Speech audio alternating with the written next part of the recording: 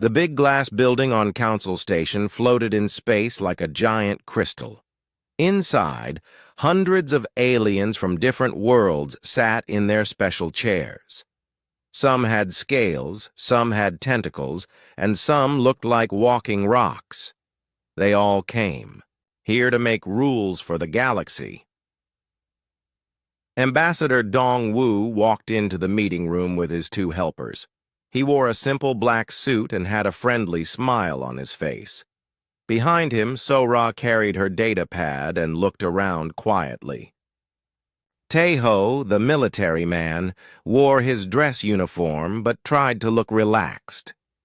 The humans sat in their small section near the back. For 3 years, they had been coming to these meetings. They always listened carefully, never caused trouble, and usually agreed with whatever the council decided. The other aliens had learned to expect this from humans.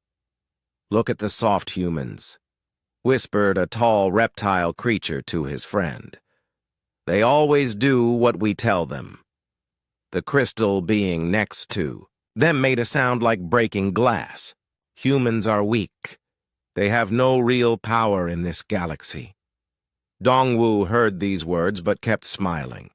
Sora wrote something in her notes. Taeho's fingers drummed slowly on the table, but his face showed nothing. The meeting started when a huge alien with 6 arms hit a metal stick against the table. This was Speaker Vexcol, who ran all the council meetings. His voice boomed across the room like thunder. "Today we will talk about Resolution 847C, he announced. "The Human Territory Limit Act." Dongwu's smile stayed the same, but his eyes got a little harder. Sora stopped writing and looked up. Taeho stopped drumming his fingers. A snake-like alien stood up. This was Counselor Hextall from the Keth Dominion. His scales were dark green, and his eyes were yellow like old coins. "Fellow council members," he said in a smooth voice, "we must talk about the human problem." "Problem?" Sora whispered to Dongwu. "Humans are growing too fast," Hextall continued. "They now control 12 star systems. This is too many for such. A new species. We must stop them before they become dangerous." Many aliens in the room made sounds of agreement. Some hissed, some clicked, and some hummed in harmony. Another alien stood up. This one looked like a giant bug with too many eyes. "The Trilaxian Collective agrees," it said in a voice that sounded like 3 people talking at once. "Humans are taking resources that other species need. They must be controlled." Dongwu listened to all of this with his hands folded in his lap. His face showed nothing but polite interest. Inside, he was counting how many species spoke against humans. So far, it was most of them. "What do you want us to do?" asked a floating cloud that spoke through a machine. Hextall smiled, showing his sharp teeth. "Simple. Humans must give up their 3 newest colonies: New Busan, Incheon Station, and the mining world Mokpo. Other species will take care of these places for them." The room filled with excited chatter. Many aliens thought this was a great idea. Humans would keep 9 worlds but lose their best 3. It seemed fair to them. Also, Hextall added, humans cannot settle any new worlds without council permission. They must stay in their current space and be happy with what they have. More sounds of agreement filled the room. The aliens were getting excited about this plan. Dongwu raised his hand slowly. The room got quiet. Everyone wanted to hear what the human would say. They expected him to ask for a compromise, maybe to keep one of the colonies. "Thank you, Counselor Hextall," Dongwu said in his calm voice. "May I ask why you think humans are dangerous?" Hextall laughed. "Dangerous? Who said dangerous?" We just think you grow too fast. You need guidance. I see. Dongwu nodded. And if we refuse this guidance? The question surprised many aliens. Humans never asked about refusing. They always found ways to agree. A huge alien that looked like a walking mountain spoke up. Refuse? Small human? You do not refuse the council. You accept what we decide. Taeho shifted in his chair. Sora put down her datapad and looked at her ambassador. Hextall waved his hand like he was brushing away a fly. Do not worry about refusing, Ambassador. Humans are reasonable. You always find ways to work with us. That is why we like you. You like us because we are reasonable, Dongwu repeated slowly. Yes, you are not like the war races. You do not fight. You talk and make deals. This is good. Around the room, other aliens nodded. They all agreed that humans were easy to work with. Humans gave up things to keep peace. Humans always found compromise. Humans never made threats.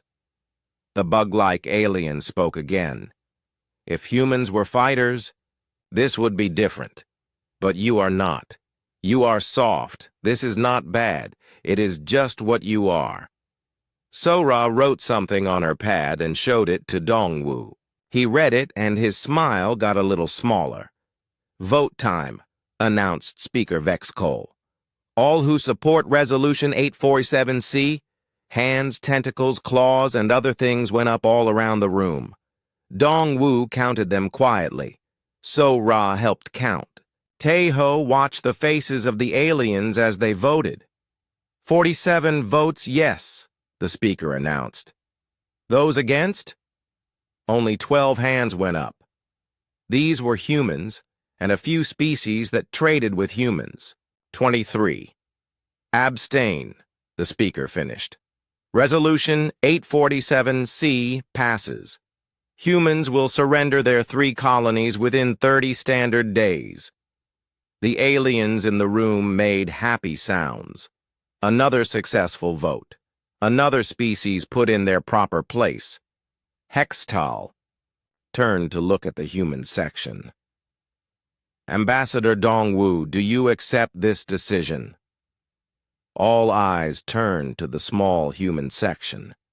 Everyone expected the same thing they always saw. Dongwu would stand up, smile, and find some way to make this work. Maybe he would ask for 60 days instead of 30. Maybe he would ask to keep the mining rights on Mokpo. But he would accept it, because humans always accepted things. Dongwu stood up slowly. His smile was still there, but something was different about his eyes. They looked colder somehow. Sora put her hand on her datapad. Taeho reached for his communication device. Honored counselors, Dongwu said in his usual calm voice, I thank you for your concern about human expansion. Here it comes, thought the aliens. The polite acceptance, the reasonable compromise. However, Dongwu continued, and his smile flickered just a little, I must respectfully decline this proposal. The word decline hit the room like a bomb going off. Aliens turned to look at each other. Some made confused sounds. Others laughed, nervously. Humans did not decline council decisions. Humans found ways to accept them. This had to be a mistake. The silence in the council chamber stretched like a tight rope. Every alien stared at the human ambassador who had just said the impossible word. Decline. No one declined council decisions, especially not humans. Counselor Hextall was the first to recover. He laughed, a sound like rocks falling down a mountain. Ambassador Dongwu, I think your translator made an error. Did you mean to say you accept our reasonable proposal? Dongwu's smile disappeared completely. The change was so sudden that several smaller aliens actually stepped backward. "My translator works perfectly, Counselor. I said decline, and I meant decline." Sora closed her datapad with a soft click. The sound seemed very loud in the quiet room. She folded her hands on the table and looked straight ahead with eyes like winter ice. Tejo moved his hand to rest on his communication device. His fingers found the emergency signal button. One press would send a coded message to every human ship in the galaxy. He did not press it yet, but he was ready. "This is very strange," said the bug-like Trilaxian representative. Her three voices spoke together, making an odd harmony. "Humans always compromise. You find middle ground, you make everyone happy." "That is what we have been doing," Dongwu agreed. His voice was still calm, but it had lost all warmth. "For 3 years we have compromised. We have found middle ground. We have made everyone happy except ourselves." The floating cloud being drifted closer. Its mechanical voice buzzed with confusion. "But this is what humans do. You are the peaceful species. You do not fight. You negotiate." "We negotiate when the other side wants to negotiate." Sora spoke, for the first time. Her voice was quiet but clear. "This is not negotiation. This is theft with paperwork." Gasps and shocked sounds filled the chamber. Humans did not speak like this. They did not use words like theft. They were always polite. Speaker Vexcol hit his metal stick on the table again. "Order! Ambassador Dongwu, your aide is out of line. Humans do not make such accusations." Dongwu looked up at the giant six-armed speaker. "Actually, we do. We just usually do it more politely. But I think we are past politeness now." Hextal slithered closer to the human section. His yellow eyes were narrow with anger. "Little human, you seem confused. The vote has been taken. The decision is made. You have no choice but to obey." "Choice," Dongwu repeated the word slowly. "That is an interesting concept, Counselor Hextall. Tell me, when you took your first colony from a weaker species, did you give them a choice?" The snake alien's scales rattled with anger. "That was conquest. That was war. That is different." "Yes." Dongwu nodded. "It was honest. You wanted their world, so you took it by force. You did not pretend it was for their own good. You did not make them vote to give it to you." Around the room, uncomfortable shifting began. Many of the council species had taken their territories through conquest. But that was long ago. Now they were civilized. They used votes and laws instead of weapons. The mountain-like alien spoke in a voice like grinding stones. "Humans cannot resist the council. You are too small, too weak. You have no power here." Tejo stood up for the first time. He was not tall compared to most aliens, but something about the way he moved made several representatives take notice. "Power is an interesting word," he said quietly.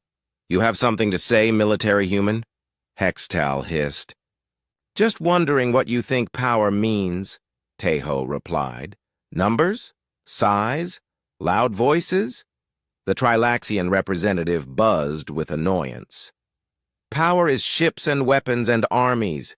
Humans have few ships, small weapons, tiny armies. This is why you must obey." Sora opened her datapad again. She touched the screen a few times, then turned it so the nearby aliens could see. "These are our ship numbers from last month's report to the Council." The aliens looked at the screen. They saw what they expected. Small numbers, peaceful exploration vessels, a few defense ships. "Now," Sora said, touching the screen again, "these are our actual ship numbers." The new numbers made several aliens step backward. The peaceful exploration fleet was 10 times larger than reported. The few defense ships were actually battle groups. And there were ship types listed that no one had ever seen humans use. Impossible, whispered the cloud being. These numbers are wrong.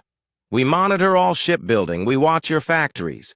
You watch our civilian factories, Tae-ho corrected gently.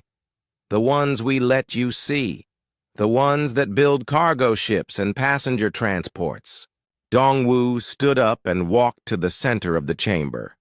Every eye followed him. Fellow council members, I want to tell you a story. 3 years ago, when humanity first joined this council, we had a choice to make. He stopped walking and turned to face them all.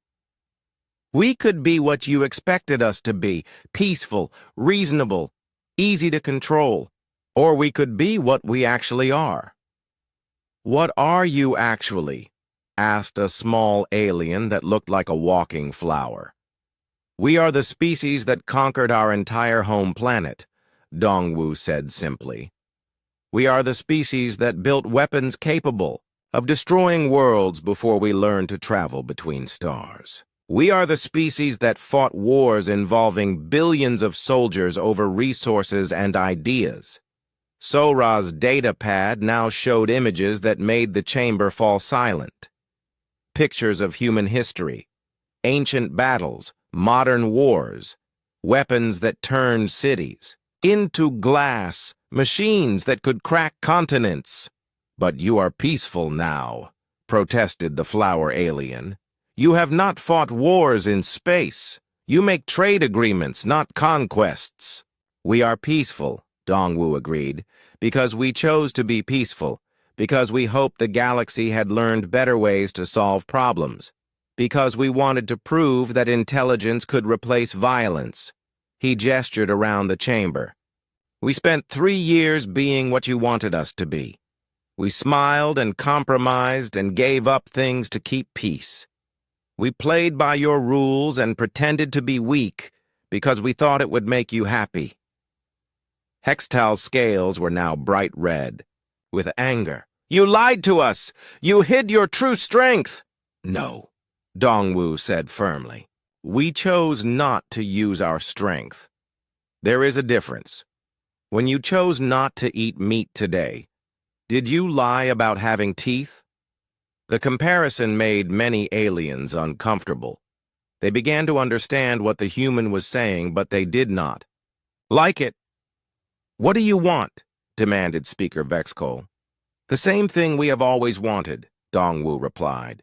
To be left alone to develop our worlds in peace, to trade with our neighbors as equals, to raise our children without fear. Simple things. Then accept the resolution, urged the Trilaxian. Give up 3 small colonies. Keep peace. Dongwu's expression grew very cold. Would you give up 3 of your core worlds to keep peace with us? That is different, she buzzed angrily. Those are our worlds. We have held them for centuries. We have held our colonies for decades, Sora pointed out. New Busan has 2 million human children who were born there. It is their home. Would you like to explain to them why they must leave because aliens in a distant council decided their world belongs to someone else? The chamber fell quiet again.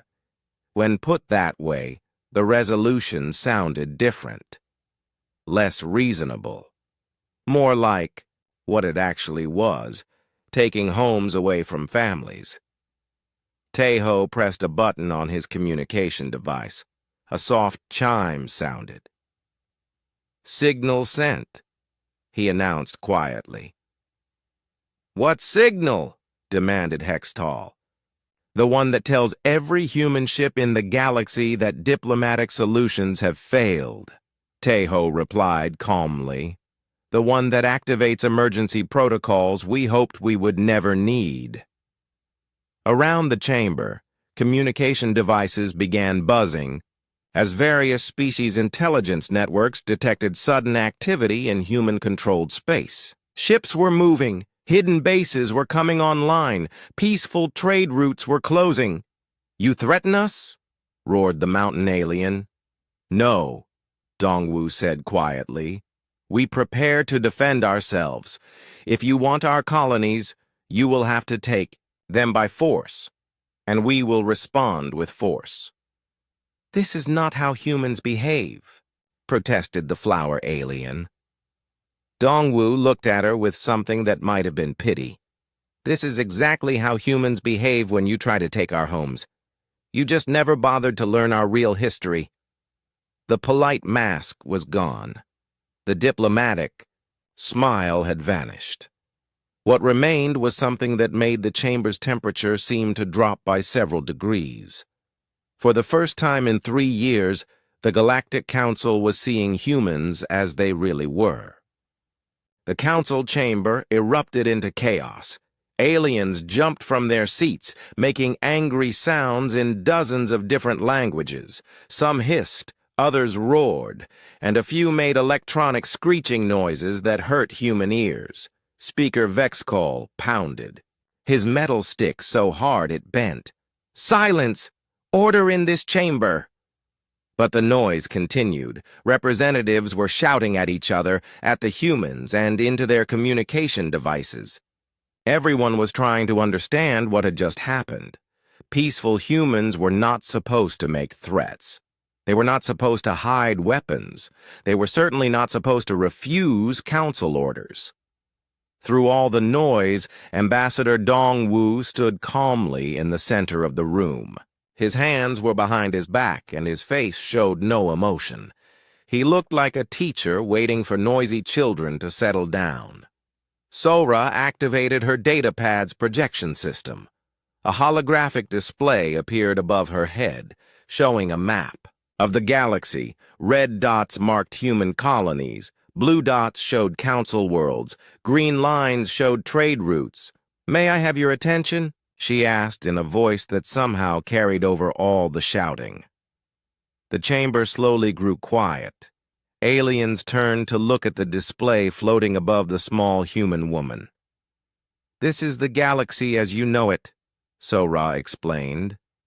Her finger pointed to the red dots. 12 human systems. Small, peaceful, no threat to anyone. She touched the datapad again. New red dots appeared on the map, hundreds of them.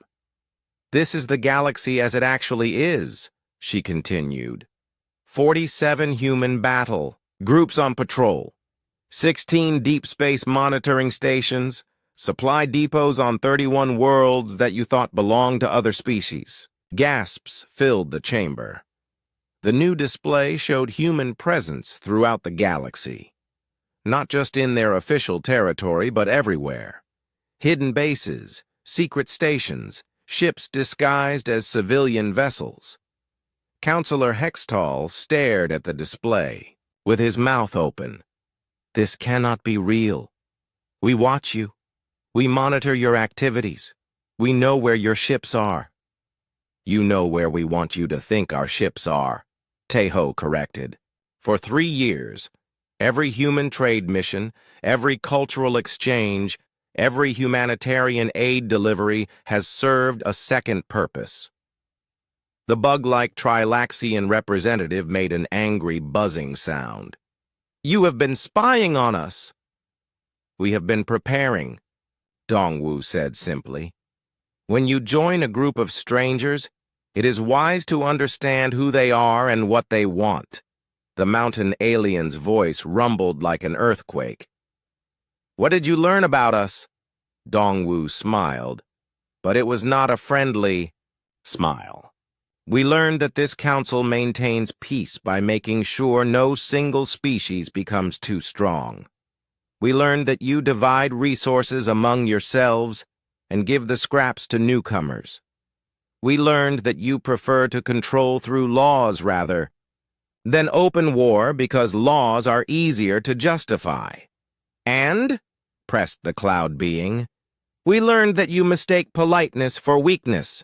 Sora added. You think species that smile and compromise are harmless. You forget that some predators hunt by being friendly. The word predators sent a chill through the chamber. It was not a word usually applied to humans. Humans were supposed to be prey, animals that succeeded through cooperation and intelligence. Hextall found his voice again. You cannot fight the entire council. There are too many of us, hundreds of species, millions of ships, billions of soldiers. Numbers, Tejo mused. Everyone talks about numbers. Counselor Hextall, how many ships do you think you would need to destroy a planet? What kind of question is that? The snake alien demanded. A practical one. Your largest fleet has about 2,000 battle cruisers. Very impressive. But how many would it take to crack the crust of a world and make it uninhabitable? The question made several aliens very uncomfortable. Destroying planets was considered a war crime by council law. Only the most evil species talked about such things. We would never, began the flower alien. Of course not, Tejo agreed. You are civilized. You follow laws. You fight honorable battles with proper rules. You try to win without destroying valuable resources. He paused to let that sink in. Then he continued in the same calm voice. Humans are also civilized, but we learned civilization after we learned how to break worlds. We know how to fight wars where the only goal is to make sure your enemies never bother you again. Sora's display changed again. Now it showed technical specifications for weapons that made the council representatives step backward. Planet crackers, star killers, weapons designed not to capture territory, but to remove threats permanently. These are theoretical, protested the Trilaxian. No civilized species would build such things. Theoretical, Sora repeated. Yes, we told everyone they were theoretical. Research projects, academic exercises.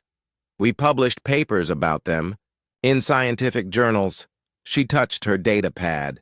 The display shifted to show manufacturing data. But theory becomes reality when you have enough resources and motivation. We have had both for some time now. Around the chamber, communication devices were buzzing with frantic messages. Intelligence services from a dozen species were trying to confirm what they were seeing. Some were failing to make contact with monitoring stations that had been watching human activities. Others were discovering that friendly trade partners had equipment they had never seen before. Speaker Vexcol's 6 arms were shaking. You have built weapons of mass destruction. This violates every council treaty on peaceful development. We have built tools for our survival, Dongwu corrected. Whether they become weapons depends entirely on whether others try to take our homes. A small alien that looked like a metal spider spoke for the first time. What do you want from us? Dongwu turned to face the mechanical being. We want you to leave us alone. We want you to forget this foolish resolution about taking our colonies. We want you to treat humanity as an equal partner instead of a child who needs guidance. And if we refuse, demanded Hextall, then you will learn why humans spent thousands of years fighting each other before we learned to cooperate, Sora replied. You will discover what we are like when we are not trying to be reasonable. The chamber fell silent except for the humming of electronic equipment and the nervous breathing of various species. Everyone was trying to understand this new reality. The helpful, peaceful humans were not what they seemed. The smiling diplomats were not harmless. The reasonable negotiators had been planning for war while talking about peace. This is madness, whispered the cloud being. You cannot threaten hundreds of species.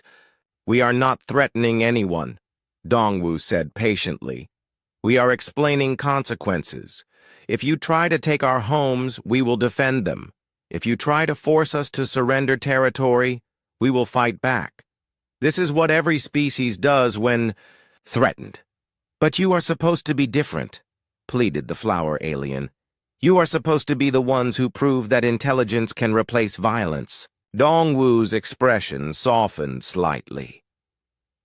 We tried to be different. For 3 years, we showed you that humans could be reasonable partners. We compromised when we could. We gave up things we wanted to keep peace. We tried to prove that cooperation works better than conflict. His voice grew colder again. And what did you learn from our restraint? You learned that humans can be pushed around. You learned that we will accept unfair deals to avoid trouble. You learned that politeness means weakness. So you decided to show us your true nature? Asked the spider alien. We decided to show you our other nature, Teho corrected. Humans are capable of great cooperation and great destruction. We prefer cooperation, but we are very, very good at destruction when cooperation fails. Sora closed her data pad. The holographic display disappeared, leaving the chamber in normal lighting. But the mood had changed completely. The aliens no longer saw 3 harmless humans sitting quietly in the corner. They saw representatives of a species that had been hiding weapons and planning for war while smiling and serving tea. The vote on Resolution 847C was 847 in favor, Speaker Vex Cole said slowly. The Council has decided. You must obey. Dongwu shook his head. The Council decided based on false information. You believed humans were weak because we acted peaceful. You believed we had no choice because we usually chose compromise. You were wrong about what we are and what we can do. So what happens now? Asked Hextall. Now you get to choose, Dongwu replied. You can try to enforce your resolution by sending fleets to our colonies.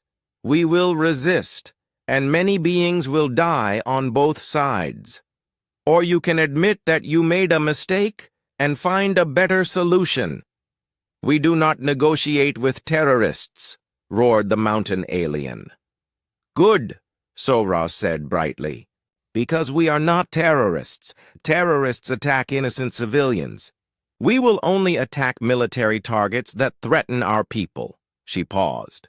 Of course, when you attack our colonies, everyone there becomes our people. And we protect our people. The meaning was clear. If Council fleets attacked human worlds, humans would consider every Council world a legitimate target. There would be no safe civilians, no protected areas, no rules of war. It would be total conflict between species. For the first time in the history of the Galactic Council, member species were facing an enemy that did not want their resources or territory. They were facing an enemy that just wanted to be left alone and was willing to destroy everything to achieve that goal. The emergency session had been going on for 6 hours. Representatives from major council species huddled in small groups, whispering in their own languages. Communication devices buzzed constantly as intelligence reports came in from across the galaxy. The news was not good for the Council. Every species that had tried to verify human ship positions found the same thing. The peaceful trade vessels they had been tracking were gone. In their place were military ships that had somehow appeared without being detected. Human medical supply stations had become weapons platforms. Cultural exchange centers were now communication hubs coordinating mysterious activities.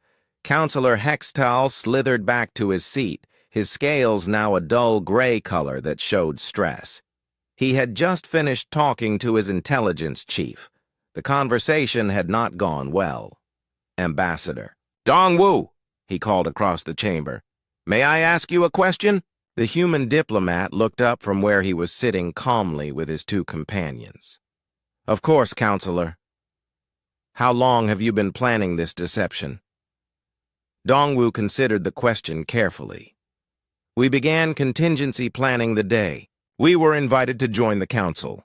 Standard human practice when entering unknown situations. Contingency planning, repeated the bug-like Trilaxian representative. Planning for different possibilities, Sora explained. What if the council welcomed us as equals? What if they tried to limit our growth? What if they declared war on us? We prepared for all scenarios. Even friendship? Asked the small flower alien, who seemed genuinely hurt by the revelation. Especially friendship, Tejo replied. Friends can betray you more easily than enemies, because you trust them. Human history is full of wars that started between allies. The mountain alien's voice rumbled with anger. So every gift, every trade agreement, every cultural exchange was a lie? No, Dongwu said firmly. Every gift was genuine. Every trade agreement benefited both sides. Every cultural exchange taught us about each other, but each also served our strategic needs. How? Demanded Speaker Vex Cole. Sora activated her data pad again. New images appeared in the air above them. The medical supplies we sent to help with the plague on Trilaxia 7, real medicine that saved real lives. But the transport ships also carried sensors that mapped your defense networks. She touched the screen. The image changed. The food aid we provided during the famine on Keth Prime. Genuine relief supplies that fed hungry people.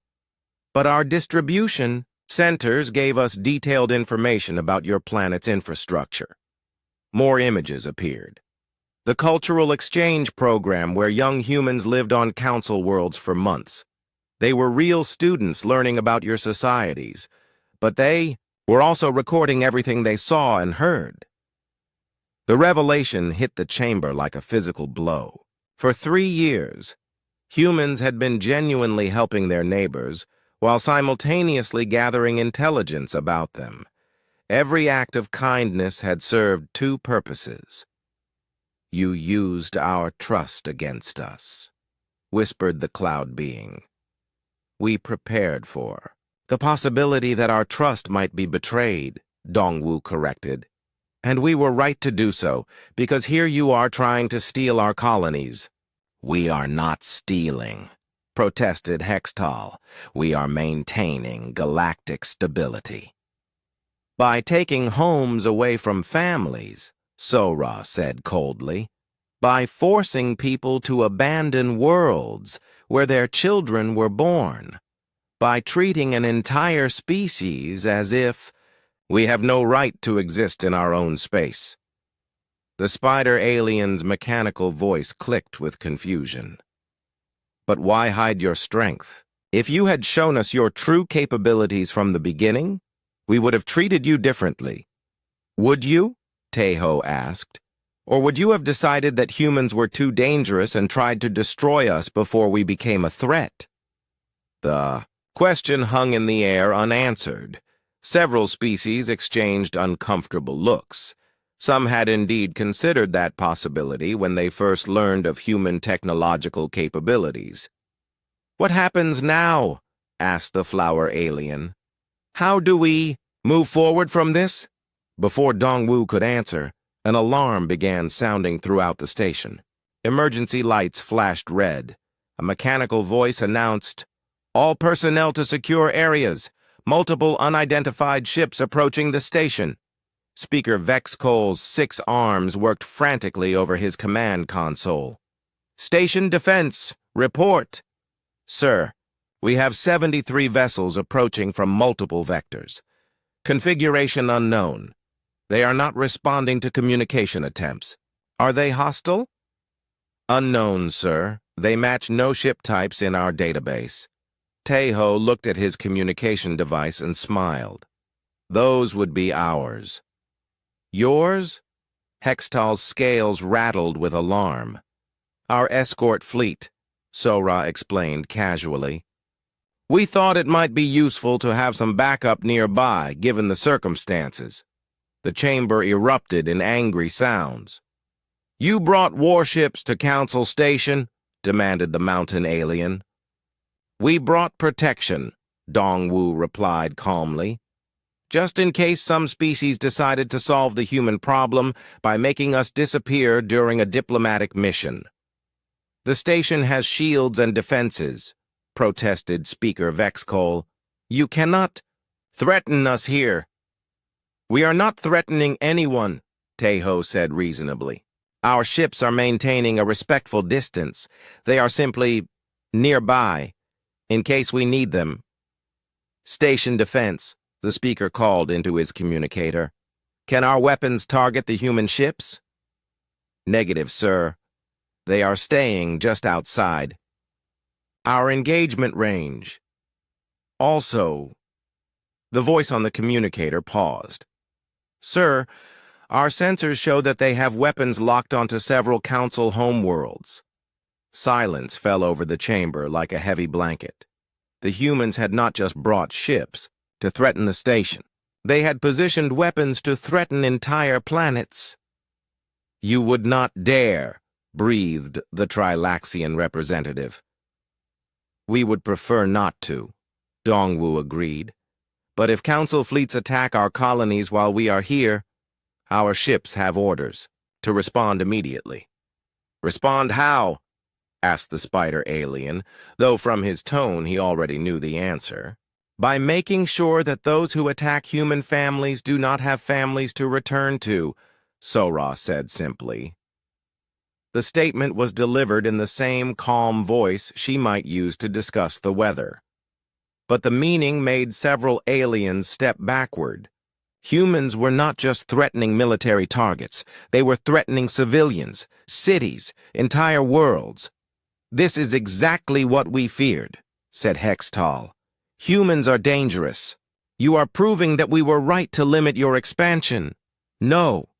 Dongwu stood up and faced the snake alien directly. You are proving that you never understood humans at all. For 3 years, we showed you our best nature. We were helpful, cooperative, and peaceful. We gave you every reason to treat us as friends. His voice grew harder.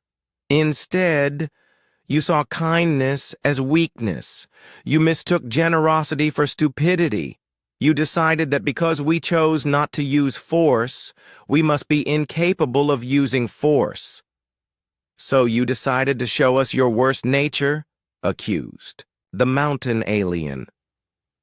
We decided to show you our other nature, Tejo corrected. The nature that kept us alive on a world full of predators. The nature that let us survive ice ages and plagues and wars. The nature that built weapons capable of destroying our own planet before we learned to leave it.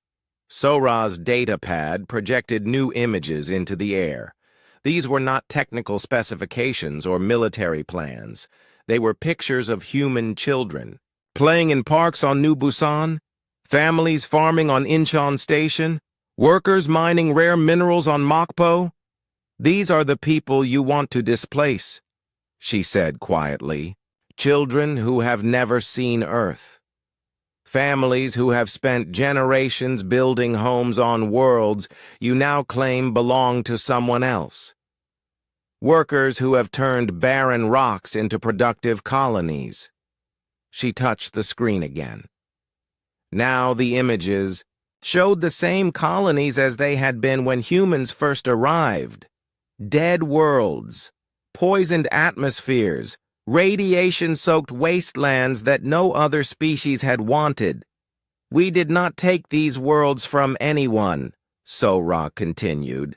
We found worlds that were broken and fixed them. We turned death into life. We made homes where nothing had lived for millions of years. And now you want to give them to species who never lifted a finger to help, Dongwu added. You want to reward laziness and punish success. You want to teach the galaxy that hard work means nothing, that building something just makes you a target for theft. We want stability, protested Hextall, but his voice lacked conviction. You want control, Taeho replied. You want to make sure no species becomes strong enough to challenge the current order, even if that means destroying innocent families to maintain your power. The truth of those words settled over the chamber like poison gas. Many of the council species had indeed grown comfortable with the current arrangement. They divided resources among themselves and used laws to prevent newcomers from growing strong enough to compete. What is your offer? Asked Speaker Vexcol finally. Simple, Dongwu replied. Leave us alone. Forget Resolution 847C. Let humans develop their own worlds in peace. Treat us as equals, not as children who need supervision. And if we refuse? Dongwu's smile returned. But it was not the diplomatic smile they had seen for 3 years. It was the smile of a predator showing its teeth.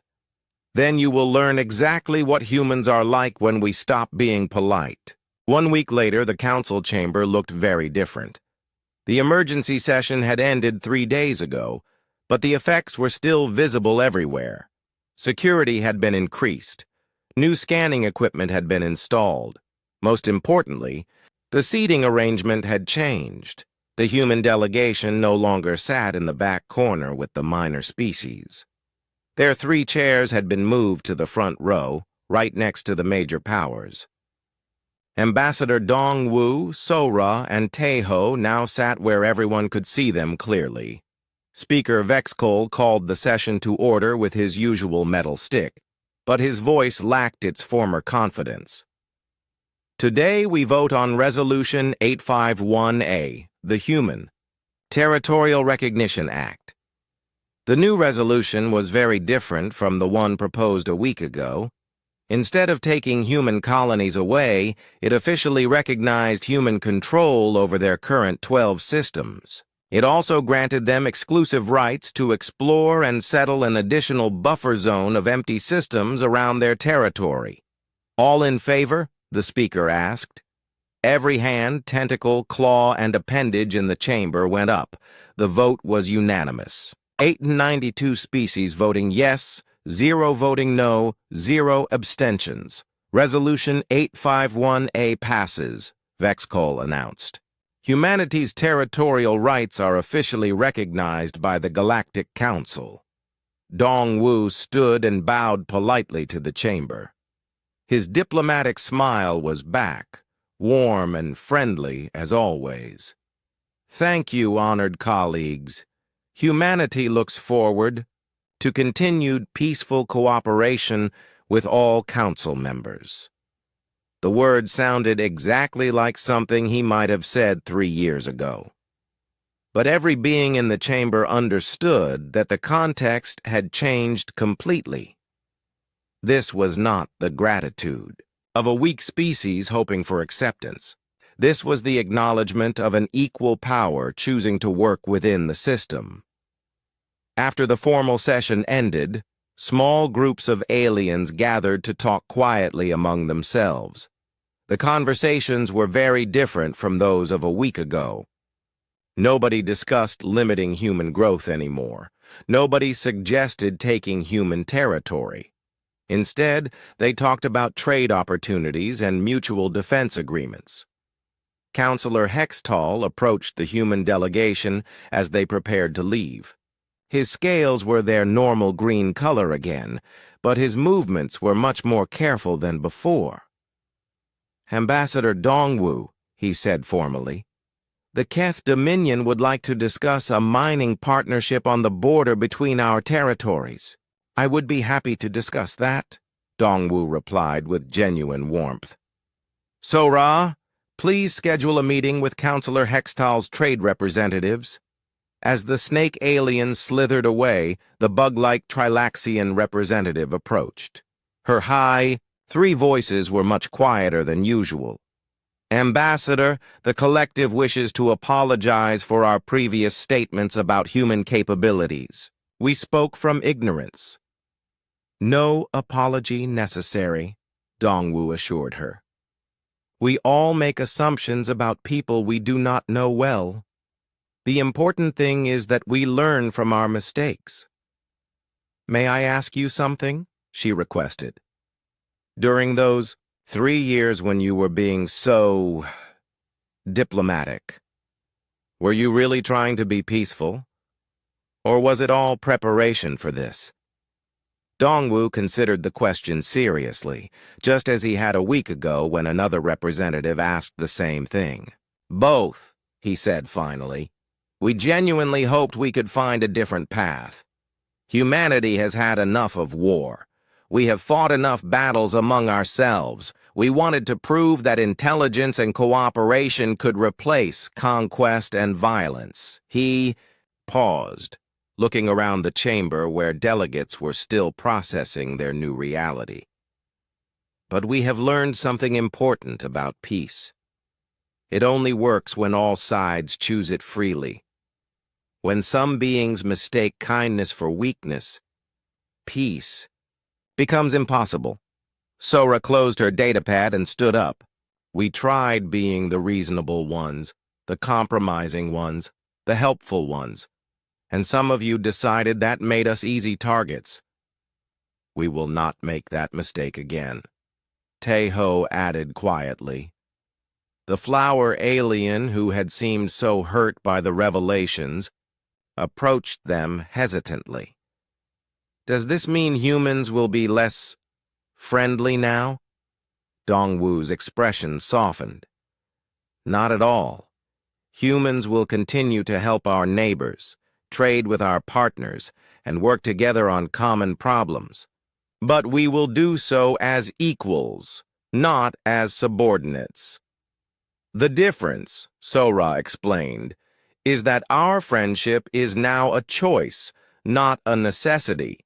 We help others because we want to, not because we have to. And everyone understands the alternative, Taeho finished. As the human delegation left the chamber, conversations resumed throughout the council in hushed tones.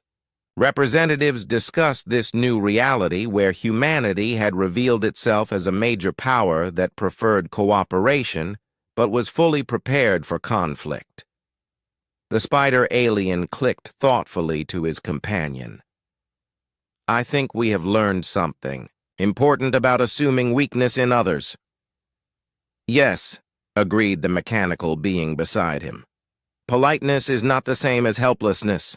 Near the chamber's main entrance, the mountain alien was deep in conversation with several other species. Perhaps we should reconsider our relationships with other peaceful species, he rumbled. If humans were hiding this much capability, what else might we have missed? The cloud being drifted closer to join their discussion. It makes me wonder about the species we have dismissed as harmless. How many others are choosing to appear weak while preparing for strength? Back in the human delegation quarters, Dongwu was preparing his final report to the Terran Federation Council. He wrote carefully, choosing his words with the same precision he had used in diplomatic negotiations. Status report. Diplomatic relations with the Galactic Council have been clarified. The 3-year politeness protocol has been discontinued after achieving its primary objectives: complete intelligence, gathering on Council capabilities, and the establishment of strategic assets throughout their territory. He paused in his writing and looked out the station's viewport at the stars beyond. Somewhere out there, human families were continuing their lives on worlds that were no longer under threat. Children would grow up without fear of forced relocation. Communities would develop without interference from distant bureaucrats. Recommendation for future diplomatic protocols, he continued writing, maintain cooperative stance with all council species while ensuring they understand that cooperation is voluntary, not compulsory. Humanity's 3-year demonstration of restraint and reasonableness has established our credibility as a peaceful partner. Our recent demonstration of capability has established our credibility as a dangerous enemy. Sora looked up from her own reports. Do you think they really understand now? Some do, Dongwu replied. Others will need more time to adjust their thinking. But word will spread. Every species in the galaxy will soon know that humans are not the harmless creatures they appeared to be. Tejo was monitoring communications from human ships throughout the galaxy. Fleet status is returning to normal patrol schedules, he reported. All strategic assets are maintaining ready status but returning to hidden configurations. Good, Dongwu nodded. We want them to remember that we have these capabilities, but we do not want to appear threatening to species that treat us with respect. As night cycle began on the station, the three humans prepared for sleep. Tomorrow would bring new challenges, new negotiations, new opportunities to prove that strength and wisdom could coexist. Sir, Sora asked as they prepared to rest, do you think we could have found another way to handle this situation? Dongwu considered the question seriously. Perhaps. But every species in the galaxy needed to learn this lesson. When humans are polite, it is because we choose to be polite. When we compromise, it is because we choose to compromise. When we cooperate, it is because cooperation serves our mutual interests. And now they know, Tejo added with satisfaction, that we have other choices available. The next morning brought requests for meetings from dozens of species, trade partnerships, technology exchanges, cultural programs, and mutual defense agreements. The applications came from major powers and minor species alike, all eager to establish good relationships with humanity on new, more equal terms. The galaxy had learned an important lesson about the difference between choosing peace and being incapable of war. Humanity remained committed to cooperation and mutual prosperity. But now everyone understood that this commitment was voluntary. As Ambassador Dongwu prepared for another day of diplomatic meetings, he reflected on the success of humanity's long-term strategy. 3 years of apparent weakness had lulled potential enemies into complacency while allowing extensive preparation for conflict. The revelation of hidden strength had rebalanced galactic politics without requiring actual warfare. Most importantly, human families across 12 star systems could continue building their lives in peace, secure in the knowledge that their government had the will and capability to protect them from those who might mistake kindness for weakness. The galaxy had finally met humanity as they truly were. A species capable of great cooperation and great destruction, choosing cooperation whenever possible, but always prepared for the alternative.